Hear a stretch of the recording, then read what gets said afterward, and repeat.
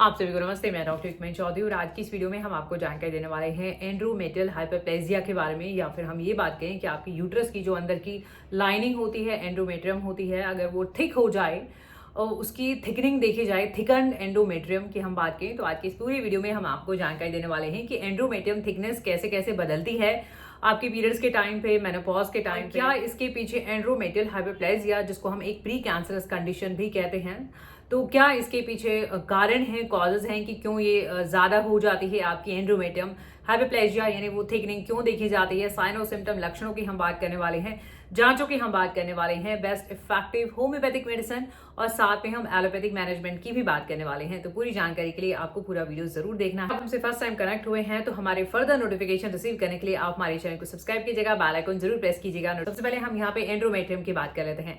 देखिए, एंड्रोमेट्रियम का मतलब है आपकी यूट्रस की, बच्चेदानी की जो सबसे अंदर इनर वॉल होती है, जिसको हम लाइनिंग भी कह सकते हैं, उसको हम एंड्रोमेट्रियम कहते हैं।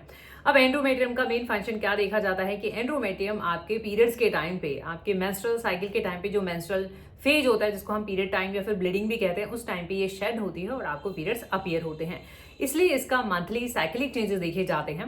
इसका थिकनेस बहुत ही इंपॉर्टेंट है जिसकी हम बात करेंगे।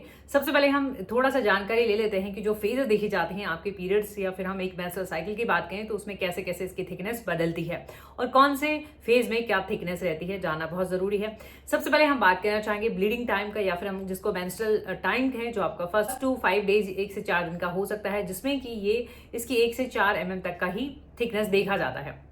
से कम थिकनेस की अगर हम बात करना चाहें, क्योंकि उस टाइम के आपका ये शेड होता रहता है, यानी एंड्रोमेट्रियम शेड हो रही है तो इसकी थिकनेस कम देखी जाएगी। सेकंड, अगर हम फेज की बात करें जिसको हम अर्ली प्रोलिफरेटिव फेज कहते हैं, जो कि आपकी लगभग 5 से 14 दिन का या 5 to 14 डेज का होता है और इसमें थिकनेस लगभग इतना ही देखा जाता है, 5 से 11 mm का ये इसका थिकनेस रहता है। फिर स्टेज आते हैं लेट प्रोलिफरेटिव फेज, जिसको हम प्री ओवुलेटरी फेज भी कहते हैं। तो ऐसे केस में एंड्रोमेट्रियम की थिकनेस लगभग 11 mm की ही देखी जाती है। फिर बात करेंगे हम सेक्रेटरी फेज, जो सबसे लास्ट का फेज है, सेक्रेटरी। उस फेज में एंड्रोमेट्रियम की थिकनेस सबसे ज्यादा देखी जाती है। अगर हम बात करना चाहें 16 to 18 mm, 15 से लेके आपके पीरियड्स का, पोस्ट ओवुलेशन की हम बात करें यहाँ पे 15 से लेके 28 दिन का एक जो टाइम पीरियड रहता है, जिसको हम सेक्रेटरी फेज कहते हैं। यानी फिर से प्रिपरेशन होगी, एंड्रोमेट्रियम थिक हो जाएगी। 16 से 18 mm की थिकनेस, मैक्सिमम थिकनेस इसी टाइम पीरियड में देखी जाती है। तो ये तो हमने इस तरह से साइक्लिक चेंजेस की बात करी कि कैसे कैसे आपकी एंड्रोमेट्रियम थिक देखी जाती है। मेनोपॉज में ये थिन हो जाती है, कंसीव करने में कई बार इनफर्टिलिटी के केसेस में हम देखते हैं कि ये थिन दिखी जाती है। तो क्या रिस्क फैक्टर्स होते हैं, किन महिलाओं को बच्चेदानी की जो अंदर की एक वॉल है, लाइनिंग है एंड्रोमेट्रियम, वो जो है ज्यादा हो जाती है, जिसको हम हाइपरप्लेजिया कहते हैं। देखिएगा, रिस्क फैक्टर्स की हम बात करने वाले, सबसे पहले तो है ट्रांजिशन। अगर आप 35 से अबव हैं, आप अपना मेनोपॉज अचीव करने वाले हैं, पीरियड बंद होने के आसपास अगर आप हैं, अबव 35 एज के आसपास हैं, तो ऐसे केस में ज्यादातर देखा जाता है कि आपकी जो एंड्रोमेट्रियम होती है वो ज्यादा थिक हो जाती है। रिस्क फैक्टर है। अगर आपको गॉल ब्लैडर की डिजीज है तो भी ये प्रॉब्लम देखी जाती है। ये हम रिस्क फैक्टर्स की बात कर रहे हैं। और अगर हम बात करना चाहें, आपको थायराइड है, आप ओबेज हैं, मोटापे का अगर केस है, ओबेसिटी है, या फिर आपकी फैमिली में ही colon cancer, ovarian cancer, uterine cancer अगर देखे जाते हैं, तो ये हिस्ट्री मिल जाती है। अल्कोहल ड्रिंकिंग या स्मोकिंग की हम बात करना चाहें तो भी आप रिस्क पे हो जाते हैं। एक सेडेंटरी लाइफस्टाइल है आपका तो भी आप रिस्क पे हो जाते हैं। तो ये कोई आप आर्टिफिशियल ईस्ट्रोजन, आप हार्मोन्स ले रहे हैं, क्योंकि इसमें ऐसा देखा जाता है कि आपका प्रोजेस्टेरॉन इसमें ड्रॉप कर जाता है और आपका ईस्ट्रोजन ज्यादा हो जाता है। तो उसकी वजह से क्या होता है कि आपका एंड्रोमेट्रियम थिकनेस देखी जाती है। तो ये एक रीजन माना जाता है। तो अगर आप आर्टिफिशियल ईस्ट्रोजन ले रहे हैं, प्रेग्नेंट वुमेन, महिलाओं की अगर हम बात करना चाहें, या आपको पीरियड्स बहुत अर्ली एज में स्टार्ट हो गए थे, या पीसीओएस की हम बात करना चाहें, ओवरीज में अगर देख साइन और सिम्टम की, लक्षणों की अगर आपकी एंड्रोमेट्रियम, बच्चेदानी की एंड्रोमेट्रियम इनर वॉल लाइनिंग अगर थिक हो गई है, तो क्या सिम्टम, क्या लक्षण देखे जा सकते हैं। देखिएगा, लक्षण सबके अलग अलग हो सकते हैं। कुछ महिलाओं में पीरियड्स बहुत हैवी हो सकते हैं, हैवी ब्लीडिंग देखे जाना, हैवी मेंस्ट्रुअल फ्लो देखे जाना, बहुत ज्यादा हैवी ब्लीडिंग देखे जाना, पीरियड्स के बीच में ही पीरियड्स आ जाना, आपको पीरियड्स आते हैं, फिर 10-15 डेज के बाद फिर से आपको पीरियड्स आ सकते हैं, ब्लीडिंग हो सकती है। तो आपका जो मेंस्ट्रुअल साइकिल है वो शॉर्ट हो जाता है, 21 डेज में किसी किसी को पीरियड्स आ जाते हैं, तो ये सिम्टम देखे जा सकता है। किसी किसी महिलाओं में जो है लेट पीरियड्स एब्सेंट भी हो सकते हैं, एमिनोरिया जिसको हम कहते हैं। यानी सिम्टम्स सबके अलग अलग हो सकते हैं, बट ये सिम्टम्स ज्यादातर देखे जाते हैं। मेनोपॉज के बाद आपको फिर से ब्लीडिंग हो सकती है, तो ये सिम्टम्स हो सकते हैं। कि क्या जांचें जरूरी होती हैं और क्या टेस्ट आपको कराने चाहिए। देखिएगा, आपको डायग्नोस ये तब हो पाता है जब आपको बहुत ज़्यादा ब्लीडिंग होती है और पीरियड्स के बीच में ब्लीडिंग होती है और आप जाते हैं अपने टेस्टिंग के लिए, तो पता लग पाता है कि आपको एंड्रोमेट्रियल हाइपरप्लेजिया यानी कि आपकी एंड्रोमेट्रियम थिक है। तो इसकी जांचों के लिए सबसे पहले आपका टीवीएस ट्रांसवेजाइनल अल्ट्रासाउंड किया जाता है, जिससे स्ट्रक्चरल चेंजेस चेक करके पता कर लिया जाता है आपकी एंड्रोमेट्रियल थिकनेस। बात करना चाहें हम यहाँ पे अगर बायोप्सी की, देखिए बायोप्सी में क्या होता है कि आपका जो एंड्रोमेट्रियम है, वहाँ की जो सेल्स हैं उनको बाहर निकाल के और उनका स्टडी कर लिया जाता है और उनमें चेंजेस देख लिए जाते हैं कि कहीं कोई प्री कैंसरस चेंजेस तो नहीं है। टिश्यू बायोप्सी जिसको हम कहते हैं वो कर लिया जाता है। और अगर हिस्ट्रोस्कोपी जिसको हम कहते हैं, हिस्ट्रोस्कोपी का मतलब यहाँ पे ये है कि एक इंस्ट्रूमेंट होता है जिसको हम हिस्ट्रोस्कोप कहते हैं, उसको इंसर्ट करके और वहां का विजुअलाइज कर लिया जाता है। कई बार आपको हिस्ट्रोस्कोपी के साथ साथ ही ईएनसी भी कर लेते हैं और कई बार जो है आपको बायोप्सी भी साथ में कर लेते हैं, है ना, ड्यूरिंग हिस्ट्रोस्कोपी। तो ये जो है टेस्टिंग आपकी हो सकती है।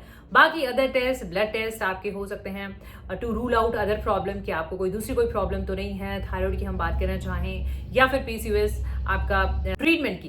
देखिएगा, सबसे पहले तो हम बात करेंगे यहाँ पे एलोपैथी ट्रीटमेंट की, क्योंकि आपका ये प्रॉब्लम हो रहा है प्रोजेस्टेरॉन ड्रॉप करने की वजह से। तो आपको आर्टिफिशियल प्रोजेस्टेरॉन की हम बात करना चाहिए, प्रोजेस्टेरॉन हार्मोन आपको दिए जाते हैं। अब वो प्रोजेस्टेरॉन हार्मोन टैबलेट फॉर्म में हो सकते हैं, प्रोजेस्टिन की मैं बात करना चाहूँ, और ये सब यूज करने से पहले आप अपने डॉक्टर से जरूर कंसल्ट करें, या फिर इंजेक्शन के थ्रू आपको दिए जा सकते हैं हार्मोन्स की अगर हम बात करना चाहिए, या आईयूडी डिवाइसेस के थ्रू भी आपको प्रोजेस्टेरॉन दिए जा सकते हैं। कुछ वजाइनल क्रीम्स या फिर ऑइंटमेंट भी आते हैं प्रोजेस्टेरॉन, तो वो भी यूज करे जा सकते हैं। देखिएगा, होम्योपैथी मेडिसिन की हम बात करेंगे कि अगर आपका एंड्रोमेट्रियल हाइपरप्लेजिया है तो क्या कौन कौन सी होम्योपैथी मेडिसिन आप यूज कर सकते हैं। होम्योपैथी में आपका इंडिविजुअल केस तो मैटर करेगा ही करेगा कि आपका इंडिविजुअल केस हिस्ट्री क्या है, कितने टाइम से ये प्रॉब्लम है और आपका कॉन्स्टिट्यूशन कैसा है। आप लीन थीन है, फिजिकली आप वीक हैं, या फिर आप ओबेसिटी का केस है, ये कॉन्स्टिट्यूशन बहुत इंपॉर्टेंट रहेगा। देखिएगा, सवाइना सिम्टम वाइज हम यूज करते हैं क्लिनिकली। सवाइना में बहुत ज्यादा ब्लीडिंग देखी जाती है, हैवी ब्लीडिंग देखा जाता है, प्रोफ्यूज क्लॉट्स देखे जाएंगे, थोड़ा बहुत भी अगर आप मूव करेंगी तो जो है आपकी ब्लीडिंग देखी जा सकती है। तो ऐसे केसेस में आप सबाइना की हेल्प ले सकते हैं। ये बिगर क्वांटिटी है, आप स्मॉल क्वांटिटी के साथ भी ले सकते हैं। मेडिसिन लिक्विड फॉर्म में है, 30 और 200 ड्रॉपर इन मेडिसिन पे लगे हुए होते हैं और इन सभी मेडिसिन के लिंक आपको नीचे डिस्क्रिप्शन बॉक्स में मिल जाएंगे। ड्रॉपर की हेल्प से आप यूज कर लें, 1-2 ड्रॉप दिन में 1-2 बार खाना खाने से पहले, और आप इसे रेगुलर यूज करें। सबाइना को हम फाइब्रॉइड में भी यूज करते हैं जब आपको यूट्राइन फाइब्रॉइड है, पॉलिप है। देखिएगा, पल्सेटिला होम्योपैथी में फीमेल रेमेडी तो है ही है, ये साथ में आपको आपके पीरियड्स, इसमें ऐसा देखा जाएगा कि आपके पीरियड्स लेट हो जाएंगे, कम हो जाएंगे, हार्मोनल प्रॉब्लम देखी जाएगी, इनफर्टिलिटी भी है। अगर आपको इनफर्टिलिटी के इश्यूज भी देखे जा रहे हैं तो वैसे केस में आप पल्सेटिला यूज करें। ड्रॉपर की अगेन हेल्प से। देखिएगा, कंपनी के अकॉर्डिंग कलर डिफरेंट है, तो आप जो है मेडिसिन के नेम पे जाएगा 1 और 2 ड्रॉप्स 1 और 2 टाइम्स रेगुलरली। लैकेसिस भी हम हैवी ब्लीडिंग में यूज करते हैं और लैकेसिस है एक मेनोपॉज रेमेडी, यानी पेरी मेनोपॉज में एंटर कर चुकी है, यानी around your menopause time period. तो लैकेसिस एक तो मेनोपॉज रेमेडी है। सेकेंड, आप में और अदर सिम्टम जैसे hot flashes, heavy bleeding, irritability, throat में सफोकेशन, वैसे ही लेना रहेगा 1-2 ड्रॉप दिन में 1-2 बार। मेलेफोलियम हम यूज करते हैं जब आपको बहुत हैवी ब्लीडिंग देखी जाती है, हैवी पीरियड्स तो देखे ही जाएंगे, ब्राइट रेड ब्लीडिंग देखी जाती है, तो ऐसे केस में हम मेलेफोलियम को यूज, ये टैबलेट फॉर्म में मेडिसिन स्वाभाविक में मेलेफोलियम सबाइना ऑलरेडी इन्फ्यूज है, टैबलेट फॉर्म में है, 1-2 टैबलेट दिन में 1-2 बार। और भी मेडिसिन आती हैं जो कि डिपेंड करता है आपकी इंडिविजुअल केस हिस्ट्री के अकॉर्डिंग।